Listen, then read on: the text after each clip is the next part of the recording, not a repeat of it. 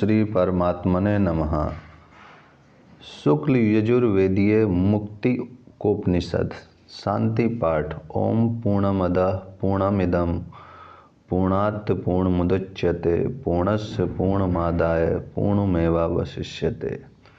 प्रथम अध्याय। श्री राम और हनुमान का संवाद, वेदांत की महिमा, मुक्ति के भेद, 108 उपनिषदों की नामावली तथा वेदों के अनुसार विभाग, उपनिषदों के पाठक, महात्मा तथा उनके श्रवण के अधिकारी।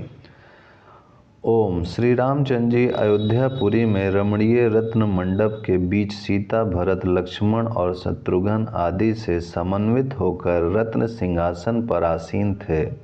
सनक, सनंदन आदि मुनिगण, वशिष्ठ आदि गुरुजन तथा सुक आदि अन्यायन भागवत रात दिन उनका स्तवन करते रहते थे।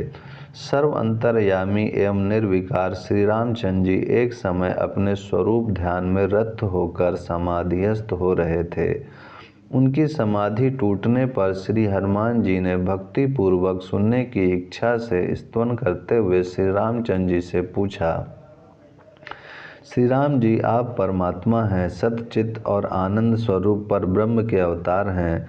रघुवर, इस अवसर पर मैं आपको बारंबार प्रणाम करता हूँ।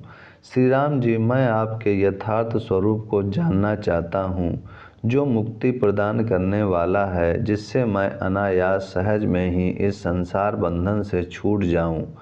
राम जी, कृपा करके मुझसे उसका वर्णन कीजिए, जिससे मैं मुक्त हो जाऊँ। श्री रामचंद्र जी ने कहा, महाबलशाली हनुमान, तुमने अच्छा प्रश्न किया।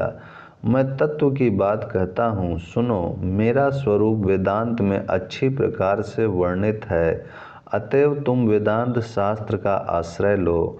श्री हनुमान जी ने पूछा, रघुवंशियों में श्रेष्ठ श्री राम जी, वेदांत किसे कहते हैं और उसकी स्थिति कहाँ है, मुझे बतलाएं। श्री रामचंद्र जी ने कहा, हनुमान जी सुनो, मैं तुम्हें अविलंब वेदांत की स्थिति बतलाऊंगा। मुझ विष्णु के निश्वास से सुविस्तृत चारों वेद उत्पन्न हुए। तिलों में तेल की भांति वेदों में वेदांत सुप्रतिष्ठित है। श्री हनुमान जी ने पूछा, श्री राम जी, वेद कितने प्रकार के हैं और राघव उनकी शाखाएं कितनी हैं तथा उनमें उपनिषद कौन कौन से हैं, यह कृपा करके तत्वता यथार्थ रूप से समझाइए।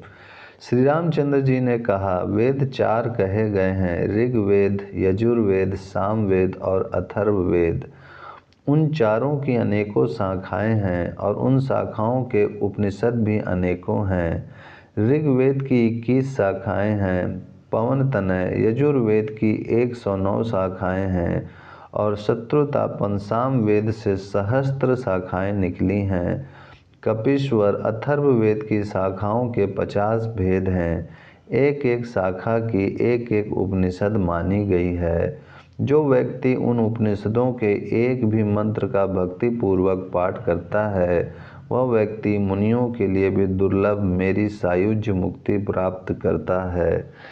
हनुमान जी ने कहा, श्री राम जी, कोई कोई मुनि श्रेष्ठ कहते हैं कि मुक्ति एक ही प्रकार की होती है और कुछ मुनिगण कहते हैं कि तुम्हारा नाम स्मरण करने से मुक्ति होती है तथा काशी में मरने वाले को भगवान शंकर तारक मंत्र का उपदेश देते हैं, जिससे प्राणी मुक्त हो जाता है।